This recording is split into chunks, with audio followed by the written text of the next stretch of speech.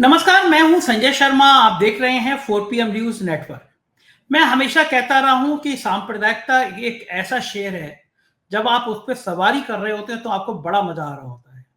लेकिन डर ये कि जैसे ही आप उतरते हैं, शेर आपको खा जाता है। राष्ट्रीय स्वयंसेवक संघ के साथ भी ऐसा ही हो रहा है। अब वो आके कह रहे हैं कि औरंगजेब प्रासंगिक नहीं है, हिंसा ठीक नहीं है, जब बाजी उनके हाथ से निकलती नजर आ रही है। ना योगी आदित्यनाथ उनकी बात सुन रहे हैं, ना मोदी उनकी बात सुन रहे हैं। और संघ को लग रहा है कि ये उनके बनने के लेकर और आज तक के इतिहास में पहली बार हो रहा है कि उनके अपने ही लोग उनकी बात सुन नहीं रहे हैं। इस विषय पे मैंने अभय दुबे जी से बात करी और विस्तार से उन्होंने मुझे बताया कि ये खेल क्या है, संघ इतना बेबस क्यों हो गया है। बहुत शानदार बातचीत है। मैंने उनसे पूछा ये कि आधार कार्ड को वोटर आईडी कार्ड से लिंक करने का जो नाटक चुनाव आयोग कर रहा है, क्या इससे फर्जी वोटर लिस्ट रुक जाएगी? जो वोटर दिल्ली में भी वही है, हरियाणा में भी वही है, महाराष्ट्र में भी वही है, उनका खेल खत्म हो जाएगा? क्या बीजेपी की ये चोरी पकड़ जाएगी? अच्छी बातचीत है, आप पूरा सुनेंगे तो आपको अच्छा लगेगा। आपसे रिक्वेस्ट है, चैनल को सब्सक्राइब और ज्वाइन करिएगा। चलते हैं अभय दुबे जी के पास। 4 PM न्यूज नेटवर्क में स्वागत है अभय दुबे जी आपका। एक महत्वपूर्ण बयान संघ की तरफ से आया है। चिंता संघ इसलिए भी कर रहा होगा कि हिंसा नागपुर में हुई है, जहां पे संघ का मुख्यालय है। और लोग कह रहे हैं कि संघ कहीं ना कहीं इसमें शामिल है, क्योंकि जिस तरह की उग्र भाषा संघ से जुड़ी मानी जाती है, संघ के तेवर माने जाते हैं। लोग मान रहे थे कि संघ को कहीं ना कहीं अच्छा लग रहा होगा, तनाव बढ़ा है। लेकिन संघ की तरफ से जो एक आधिकारिक मैं कह सकता हूं बयान आया, वो ये है कि औरंगजेब प्रासंगिक नहीं है, हिंसा किसी भी रूप से ठीक नहीं है।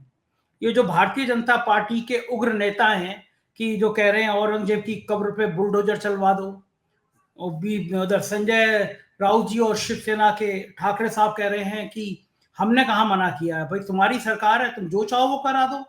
इन सब के बीच में अगर संघ की तरफ से ये बयान आ रहा है कि औरंगजेब इस समय प्रासंगिक नहीं है, बात भी सही है। कोई आदमी सैकड़ों साल पहले मर गया, कब्र के अंदर उसकी हड्डी हड्डी बोटी बोटी मिट्टी में दफन हो चुकी होगी, गल चुकी होगी। उस पर लेकर इस देश में हिंसा, इस देश में जो लोग विश्व हिंदू परिषद के लोग जाके हिंसा कर रहे थे कि औरंगजेब की कब्र नहीं होनी चाहिए, उनसे ये पूछा जाए कि जिस समय भारतीय हथकड़ियों बेड़ी में डाल के वापस भेजे जा रहे थे, तब उन्हें शर्म नहीं आई?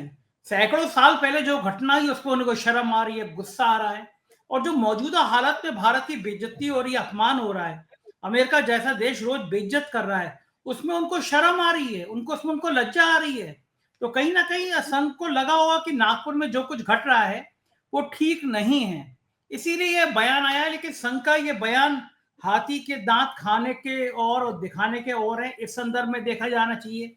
या संघ को वास्तव में लग रहा है कि बीजेपी है वो उसके हाथ से निकलती चली आ रही है, जिस नेता के मन में जो आ रहा है वो बोल रहा है? आपकी दृष्टि में पूरी घटनाक्रम पे अगर आपका मैं राय पूछूं तो आपकी राय क्या है? देखिए, इस वक्तव्य को ये सुनील अंबेकर का बयान है, जो कि राष्ट्रीय स्वयंसेवक संघ के राष्ट्रीय प्रचार प्रमुख हैं और वो एक महत्वपूर्ण नेता हैं, संघ के शीर्ष नेताओं में से एक हैं। और उनके इस वक्तव्य को हल्के ढंग से नहीं लिया जा सकता। और जब वो कह रहे हैं कि औरंगजेब प्रासंगिक नहीं है, तो वो दरअसल इस तरह के वक्तव्य एक तरह की मैसेजिंग होते हैं, एक तरह का संदेश होता है।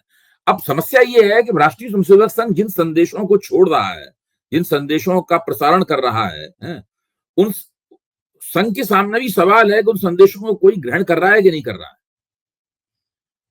भाई, मोहन भागवत कितने बार वक्तव्य दे चुके हैं कि हर मस्जिद के नीचे जो है वो शिवलिंग क्यों ढूंढा जाए, वो वक्तव्य दे चुके हैं, लेकिन उसको किसी ने ग्रहण नहीं किया। यहां तक कि कई जो फ्री घूमती हुई फ्रीलांसर हिंदुत्ववादी ताकतें हैं, जो राष्ट्रीय स्वयंसेवक संघ से सीधी सीधी जुड़ी हुई नहीं है, शाखा नहीं जानती, भगवा ध्वज के सामने प्रणाम नहीं करती, नमस्ते सदा वत्सले मात्रा नहीं, प्रार्थना नहीं गाती है, उन्होंने तो सोशल मीडिया पर मोहन भागवत के खिलाफ एक मुहिम ही छेड़ दी थी इस सवाल को लेकर। अच्छा, अब इसमें मैं जो कल भी इस संबंध में आपसे चर्चा हुई थी, और मेरे ख्याल से सुनील अंबेकर के इस वक्तव्य की रोशनी में इसको फिर से चर्चा करनी चाहिए, और मुझे मौका मिला है ताकि मैं अपनी इस थीसिस को, अपने उस आकलन की और ज्यादा पुष्टि कर सकूं। मेरा मानना यह है कि कल भी मैंने कहा था कि संघ परिवार के दायरे में और हिंदुत्व की जो बेहतर राजनीति है उसके दायरे में एक शीत युद्ध चल रहा है। इस शीत युद्ध में कई पक्ष हैं। पहले लग रहा था शीत युद्ध में केवल दो ही, अब कई पक्ष हो गए हैं शीत युद्ध में। जैसे कि एक इस शीत युद्ध में एक पक्ष है योगी आदित्यनाथ का, दूसरा पक्ष है अमित शाह का। अमित शाह के पक्ष में आप नरेंद्र मोदी को भी जोड़ सकते हैं, नरेंद्र मोदी कभी कभी अलग पक्ष भी हो सकते हैं। एक पक्ष है राष्ट्रीय स्वयंसेवक संघ का, और अब एक नया पक्ष और उसमें आ गया है देवेंद्र फडणवीस का। ये इतने पक्ष इसके अंदर आ गए हैं इसके अंदर। अब इन सब के अंदर एक शीत युद्ध चल रहा है, सबको अपने अपने भविष्य की फिक्र हो रही है। राष्ट्रीय स्वयंसेवक संघ को सारे हिंदुत्व के आंदोलन की फिक्र है, नरेंद्र मोदी को यह फिक्र है कि भाई उनका उत्तराधिकारी कौन होगा। अगर उनके मन का व्यक्ति उनके बाद प्रधानमंत्री नहीं बना तो फिर उनके लिए दिक्कतें हो सकती हैं। जब वो पूर्व प्रधानमंत्री हो जाएंगे तो वो नहीं चाहते कि ऐसा कोई व्यक्ति बने जो उनके लिए दिक्कतें पैदा हो। अच्छा, योगी आदित्यनाथ के तो जीवन का एकमात्र लक्ष्य है कि उत्तर प्रदेश के मुख्यमंत्री तो बन चुके हैं, और वो कह भी चुके हैं कि उत्तर प्रदेश के मुख्यमंत्री पद से मैं हटा तो मैं चला जाऊंगा गोरखपीठ चला जाऊंगा। तो वो तो अगर मुख्यमंत्री नहीं रहेंगे तो केंद्र में मंत्री बनने के लिए नहीं आएंगे, ना कहीं राज्यपाल बनेंगे ना कुछ बनेंगे, वो तो सीधे सीधे प्रधानमंत्री ही बनेंगे, वरना वो गोरखपीठ वापस चले जाएंगे। और जाने कितने लोग जो भाजपा की राजनीति पर निगाह रखते हैं वो जानते हैं कि देवेंद्र फडणवीस के मन में भी ये महत्वाकांक्षा है।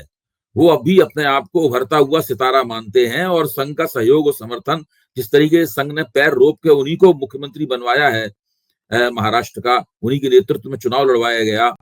कम से कम भाजपा तो उनके नेतृत्व में खुलेआम चुनाव लड़ रही थी, फिर उनको मुख्यमंत्री भी बनाया गया। और जिस तरीके से वो मुख्यमंत्रित्व कर रहे हैं, वो उनका मुख्यमंत्रित्व हमेशा वन मैन शो होता है। पिछली बार भी 5 साल जब मुख्यमंत्री रहे थे तो वन मैन शो ही होता था, वो किसी की बात मानते नहीं है।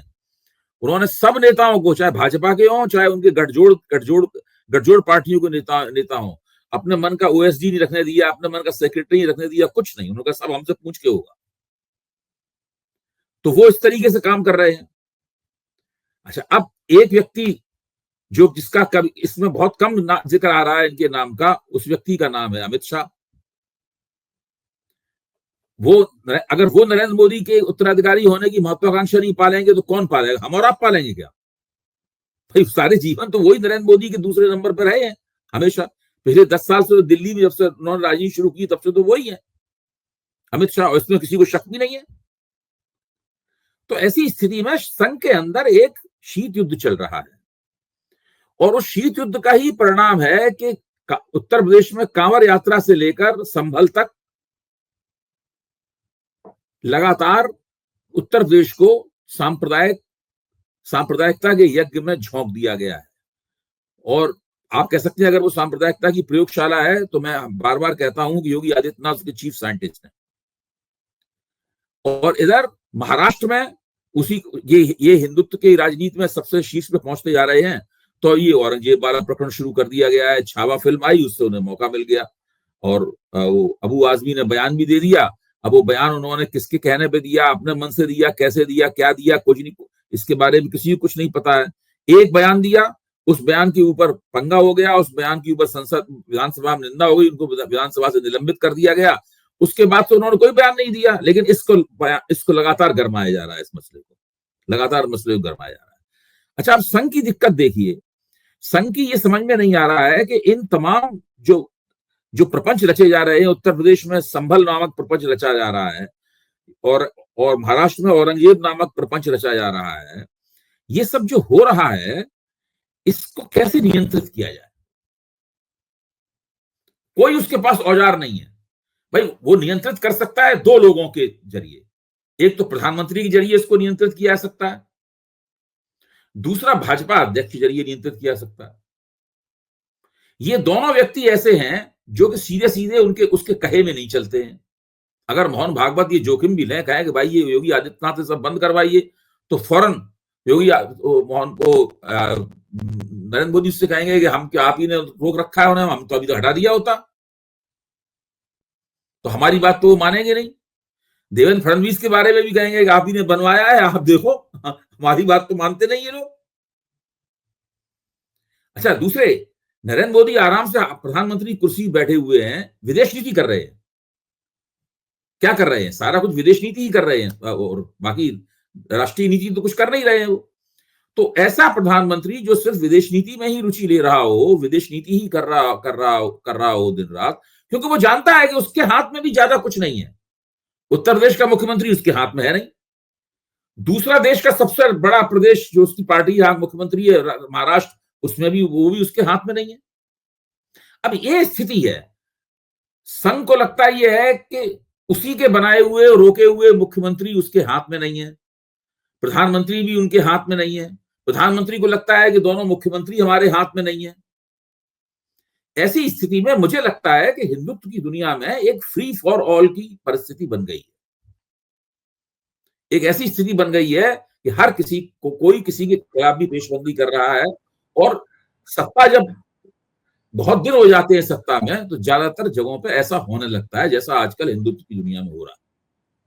बड़ी काटफास मची हुई, कोई किसी के नियंत्रण में नहीं है।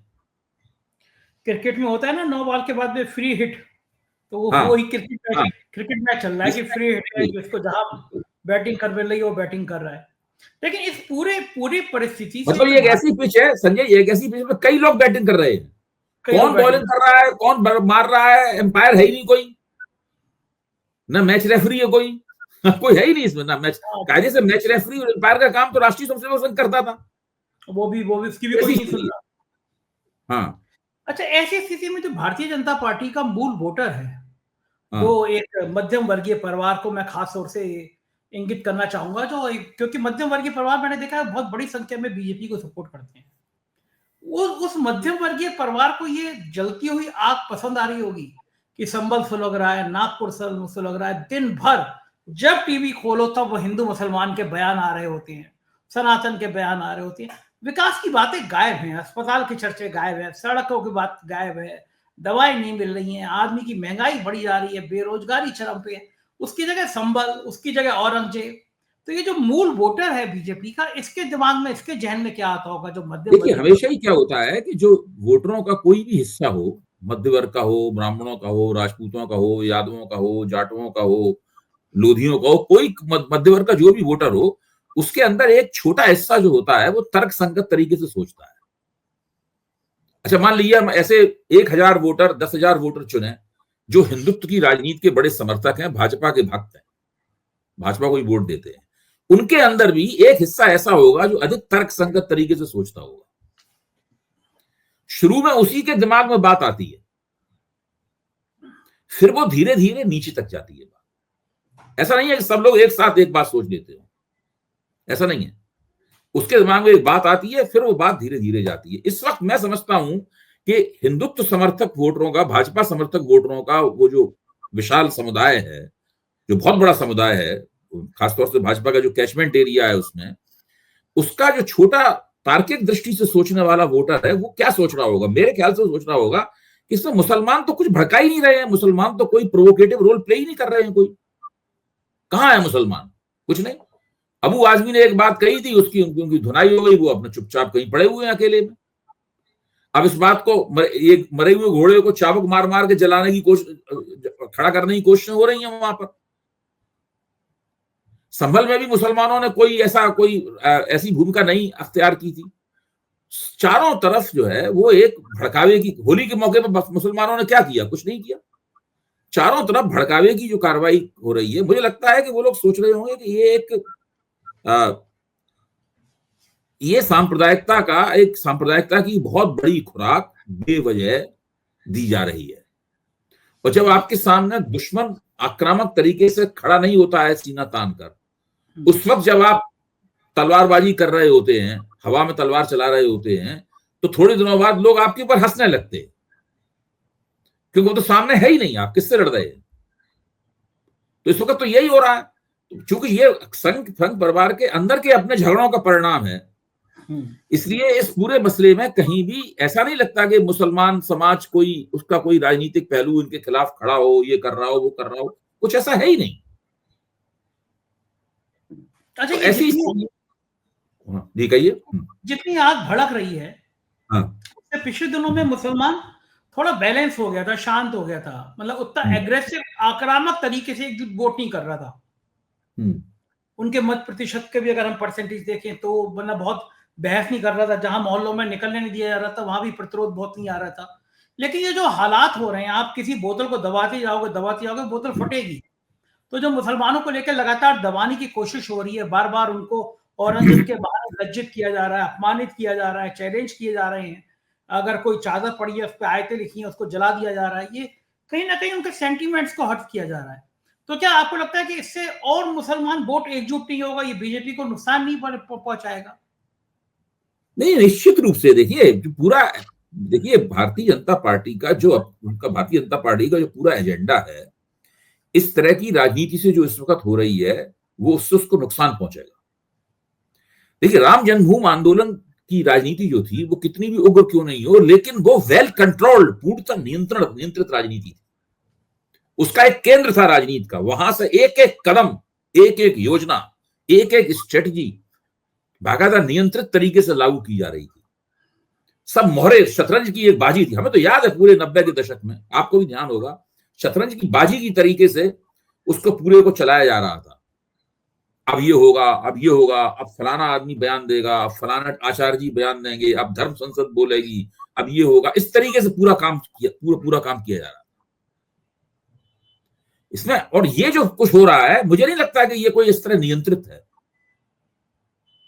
मैं समझता हूं राम मंदिर का जो प्राण प्रतिष्ठा थी वो भी नियंत्रित थी, क्योंकि उसमें नरेंद्र मोदी की भी बहुत दिलचस्पी थी और उसमें राष्ट्रीय स्वयंसेवक संघ की भी दिलचस्पी थी।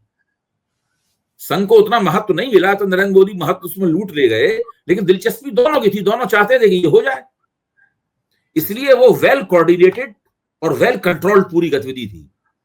उसके बाद से जितनी भी सांप्रदायिक राजनीति हुई है, आप देखिएगा कि ये नियंत्रित नहीं है, ये बिखरी हुई है।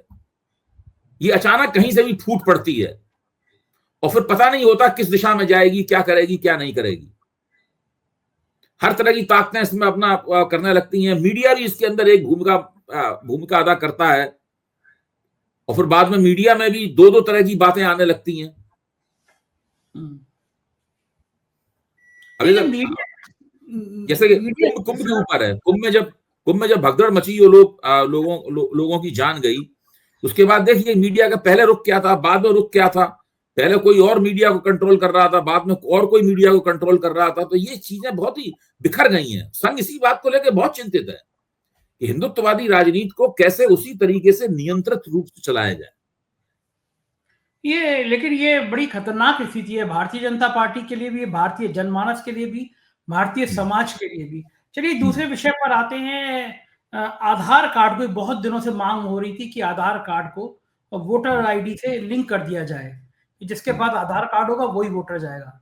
हालांकि आधार कार्ड बनवाने में भी बहुत बड़ी धांधलियां हुई हैं इस देश में, आधार कार्ड बड़ी संख्या में गलत बने, लेकिन तब भी एक शुरुआत तो होगी। लेकिन मैं आज अखबार में पढ़ रहा था, उसमें एक लाइन है कि जिनके वोटर आईडी लिंक नहीं होंगे उनको भी वोट डालने से नहीं रोका जाएगा। यानी वो तो ऑप्ट आउट करने का ऑप्शन भी शुरू से है, उसमें शुरू से है। तो यानी सरकार भी है कि जो नहीं लिंक करवाना चाहता है उसका कुछ किया नहीं जा सकता है कोई, ये कोई अनिवार्य नहीं है, शुरू से ही है। ये यानी ये खेल सरकार फिर करना चाह रही है। वही वोटर जो हरियाणा में थे, वही महाराष्ट्र में थे, वही दिल्ली में थे, ऐसे लाखों वोटर, आरोप है कि ऐसे लाखों वोटर थे जो खेल किया गया। यानी सरकार अभी भी उनको हटाने के मूड में नहीं है। सुप्रीम कोर्ट में बड़ी सुनवाई चल रही हो तो फिर ये एक और बात है, ये पूरा ये चुनाव, नए चुनाव आयोग ने जो प्रपंच खड़ा किया है, ये प्रपंच शब्द मुझे बहुत प्रिय है। मुझे लगता है सारी चीजें प्रपंच के तौर पे की जाती हैं कि हम आधार कार्ड को वोटर आईडी से लिंक करेंगे। मांग उनसे कुछ और की जा रही है, दबाव उनके ऊपर कुछ और है, आलोचना किसी और वजह से है, साख उनकी किसी और वजह से गिर रही है। वो कह रहे हैं हम तो वोटर आईडी के साथ में आधार कार्ड लिंक करेंगे। ये तो किसी ने उनसे मांग नहीं की थी, बहुत दिनों से लटका हुआ मामला है, अनिवार्य भी नहीं है लोगों को वोटर आईडी लिंक करना उनके लिए।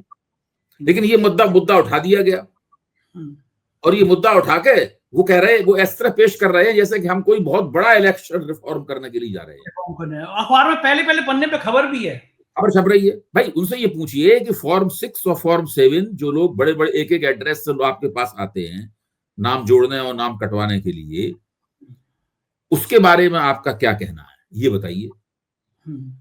जितने जब वोट पड़ते हैं तो 3-3 बार आप वोट प्रतिशत बढ़ाते हैं, उसके बारे में आपका क्या कहना है? उनके सामने सवाल ये रखा जाना चाहिए कि जब वोट एक बार आपने वोट प्रतिशत घोषित कर दिया, वोटों की संख्या भी बता दी, तो मतगणना करने पे वोट ज्यादा और कम क्यों निकलते हैं, उसके बारे में बताइए आप। जब विपक्ष सरकारी पार्टी की कोई शिकायत करता है तो उसके ऊपर कार्रवाई क्यों नहीं होती? जब सरकारी पार्टी कुछ कहती है तुरंत उसके ऊपर कार्रवाई क्यों होती है? इनके बारे में बताइए आप। ये हैं सवाल जो कि बताते हैं कि चुनाव आयोग पार्टियों को लेवल प्लेइंग फील्ड दे पाने में नाकाम हो रहा है, जानबूझ के सरकार के साथ मिला हुआ है, सरकार का प्यादा बना हुआ है। ये सवाल है असली। इन सवालों का जवाब तो कोई दे नहीं रहा। नए मुख्य चुनाव आयुक्त ने आते ही एक शगुफा छोड़ दिया कि हम आधार कार्ड को जो है, सॉरी, आधार कार्ड और वोटिंग आई कार्ड को दोनों को लिंक करेंगे, जबकि इस मामले में बहुत लंबे अरसे से मामले को लटकाए रखा गया है। ऐसा नहीं है कि पहले नहीं हो सकता था ये काम। अच्छा, क्या लगता है आपको कि चुनाव आयोग को ये नहीं लगता कि भारत की जनता जब तक खामोश है, लेकिन कभी भी एक दिन रिएक्शन सामने आ सकता है, एक दिन एक गुस्सा सामने आ सकता है कि भाई अगर मुझे लगेगा कि ये वोट पड़ नहीं रहे हैं लेकिन एक पार्टी जीती जा रही है, जैसे मैंने महाराष्ट्र में खुद देखा ग्राउंड पे जाके। मैं तो बहुत दिन रहा महाराष्ट्र में, सड़कों पे रिपोर्टिंग कर रही थी, सड़कों पे जा जाके मैं लोगों से बात कर रहा था। पता चला कि लोग वोट किसी और को देकर आए हैं, जीत कोई और रहा है। लेकिन ये जो भावना लगातार लोगों के बीच में जाएगी कि भाई हमारे वोटर से कोई फायदा नहीं मिल रहा, हमारे वोट का, जीत कोई और जा रहा है, गुस्सा बढ़ेगा तो रिएक्शन होगा। तो ये चुनाव आयोग को या सरकार को समझ में नहीं आ रहा कि जेपी मूवमेंट आया था कि सिंहासन खाली करो जनता आती है। ये सिंहासन खाली करो का सिंहनाद कभी भी हो सकता है, जनता कभी भी सड़क पे आ सकती है, ये डर नहीं है। हमने मान लिया कि भारत की जनता वैसी हो चुकी है, कोई हथकड़ी में आए, बेड़ी में आए, बेइज्जत होके आए, कोई फर्क ही नहीं पड़ने वाला, इनको बस अपनी चिंता है, बाकी देश जाए भाड़ में, हम रहेंगे मस्त। लोगों को, नेताओं को लग रहा है कि हमारे देश की जनता इतनी उदासीन हो गई है या इतनी अभ्यस्त हो गई है कि कुछ रिएक्ट ही नहीं करेगी, कभी विद्रोह नहीं करेगी। भावना आ गई है क्या नेताओं के मन में? नहीं, नेता तो देखिए पहले से ही इस तरह सोचते हैं जो आप कह रहे हैं। नेताओं को खास जनता की चिंता नहीं रहती है कभी भी। अगर आप उनको कभी अनौपचारिक रूप से आपस में हंसी मजाक करते हुए या बात करते हुए सुन लें तो आपको वो बात निकल के आ जाएगी। वो बहुत जनता की पीड़ा से कहीं पीड़ित नहीं है नेता। ऐसा नहीं है जनता के दुख में दुखी हो, हिंदुस्तान में आदमी भूखा मर रहा है तो वो घर पे बैठे रो रहे हो, ऐसी कोई बात नहीं है। जहां तक वोटिंग प्रक्रिया में, मतदान प्रक्रिया में हेरफेर की बात है, मैं आपको बता रहा हूं कि जब तक ये दाल में छौंक से कुछ ज्यादा है, कुछ ही ज्यादा है दाल में छौंक से, तब तक तो कुछ नहीं होगा। लेकिन जब ये मात्रा में बढ़ती जाएगी, मात्रा में बढ़ता जाएगा, तो देखिए भारतीय जनता पार्टी जितनी लोकप्रिय होगी, चुनाव आयोग को उतनी ज्यादा बेईमानी करनी पड़ेगी उसे जिताने के लिए, वरना वो हार जाएगी। मालिकों को कुर्सी पे बैठाए रखने के लिए किस हद तक जाना पड़ेगा, ये तो परिस्थिति और एंटी इनकम्बेंसी और वोटरों की नाराजगी पर निर्भर है। अगर वोटर बहुत नाराज है, एंटी इनकम्बेंसी बहुत है, बहुत उमड़ के वोटर भाजपा के खिलाफ वोट करेंगे, चुनाव आयोग कैसे रोक पाएगा उनको भाजपा को हराने से? और अगर फिर भी वो रोक लेता है भाजपा को हराने से तो विद्रोह होगा, फिर कोई रोक ही नहीं सकता। हाँ, और देखिए ये सब जब ट्रंप राष्ट्रपति बने थे तो तमाम हिंदुत्ववादियों ने क्या कहा था? बाबा रामदेव की बातें याद है आपको? हैं? तब क्या कहा था इन लोगों ने? ये लोग इसको हिंदुत्व की जीत बता रहे थे। ट्रंप का हिंदू होने से क्या ताल्लुक है, हिंदुत्व से क्या ताल्लुक है ट्रंप का? ट्रंप से पूछो अगर सावरकर कौन है तो शायद वो ठीक से उन्हें याद भी नहीं आएगी किस बंदे का नाम ले रहे हैं। हाँ, मतलब वाकई में संघ चालकों के बारे में ट्रंप का नॉलेज टेस्ट लीजिए कि राष्ट्रसंघ के बारे में उनको क्या जानकारी है। कुछ नहीं पता होगा। वो हेडगेवार, गोलवलकर, देवरस, रज्जू भैया कुछ नहीं जानते कौन है क्या ट्रंप, और उसकी वहां पे जीत को बता रहे थे यहाँ पे लोग हिंदुत्व की जीत है ये। और अब वो रोज अपमान कर रहा है, देश का अपमान कर रहा है, प्रधानमंत्री का अपमान कर रहा है, सभी का अपमान कर रहा है रोज बंदा वो। अब उसके बाद में अब इन्होंने रोना शुरू कर दिया है बाबा रामदेव के वक्तव्य तो आपको पता ही, उन्होंने ट्रंप के खिलाफ कितना लंबा चौड़ा वक्तव्य दिया। ये वही है जिन्होंने ट्रंप की जीत को हिंदुत्व की जीत बताया था। अच्छा, अब ट्रंप इतनी बड़ी ताकत, बाबा रामदेव ने इतना कम से कम कह तो दिया कि वो राक्षस है वगैरह, लेकिन ट्रंप इतना ताकतवर व्यक्ति है कि राष्ट्रीय स्वयंसेवक संघ या कोई जो छुटभैया है, वो एक हमारे मित्र हैं आदेश रावल, उन्होंने चिंटू शब्द ईजाद किया है, बहुत अच्छा, चिंटू। मतलब वो कहते हैं ये चिंटू सांप्रदायिक या ये लोग चिंटू भड़कावे वाले लोग, छुड़वैये लोग जो है ना, तो वो ऐसे लोग जो हैं वो ट्रंप के खिलाफ कैसे बोलेंगे? जब प्रधानमंत्री अपने पॉडकास्ट में कह रहे हैं कि जो ट्रंप और उनके बीच में किस तरह की एक एकता है, किस तरह का सूत्र है, तो इस स्थिति में भारत के अंदर तो जिसे कहते हैं गदर सा मचा हुआ है, कुछ पता नहीं है कौन क्या बोल रहा है, अव्यवस्था का पूरी तरह आलम है और सब जिसे अगर भगवान कहीं है तो उसी के भरोसे चल रहा है। अच्छा, कितने मजे की बात है, मतलब किसी को अंदाजा था? हवन कर रहे थे लोग दिल्ली में, बंबई में, भक्त लोग कि ट्रंप आ गए, ऐसा लग रहा था कि सगे चाचा आ गए, सगे ताऊ आ गए ट्रंप के। लेकिन चचा ने ऐसी बैंड बजाई भतीजे की कि सोचा नहीं होगा कभी, है ना? नहीं, अभी तो आप अभी आज कितनी तारीख है? आज 20 आज 19 मार्च है ना। 2 अप्रैल को ट्रंप लगाएंगे, 2 अप्रैल से पहले भी टैरिफ लगाएंगे और 2 अप्रैल को भी टैरिफ ठोका जाएगा, तब आप देखिए क्या होता है। क्या होगा तब? कुछ नहीं, वो तो अभी हम लोग एक तखमीना लगाएंगे कि ट्रंप के टैरिफ लगाने से भारत को कितने अरब डॉलर का नुकसान हो गया अर्थव्यवस्था को। ये टैरिफ लगा के अभी सब विद्वानों की सब इसमें बनना है, क्योंकि भाई वो तो बहुत बड़ा नुकसान होने जा रहा है। और इसमें लिखा है, शशि थरूर ने आज लेख भी लिखा है इसी सिलसिले में कि वो ट्रंप के टैरिफों से भारतीय अर्थव्यवस्था को बहुत भयानक नुकसान होने वाला है। गजब है सीन, पता नहीं क्या होगा। और लेकिन सब मस्त है, अपने औरंगजेब की याद करते रहते हैं, बाजार का जो होगा तो देखा जाएगा। बहुत बहुत शुक्रिया आपका अभय जी, आपने समय दिया, थैंक यू सर। तो ये थे अभय द्विवेदी जी, और मुझको यकीन है यह बातचीत आपको पसंद आई होगी। आपके प्यार भरे कमेंट का मुझे इंतजार रहेगा, कमेंट जरूर कीजिएगा, बताइएगा बातचीत कैसी लगी। शुक्रिया, थैंक यू।